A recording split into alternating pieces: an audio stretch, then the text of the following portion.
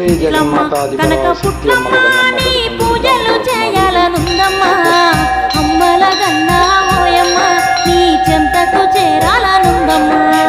అమ్మల గన్నా ఓయమ్మ నీ చెంతకు చేరాలనుందమ్మా పుట్లమ్మ కనక పుట్లమ్మ నీ పూజలు చేయాలనుందమ్మా అమ్మల గన్నా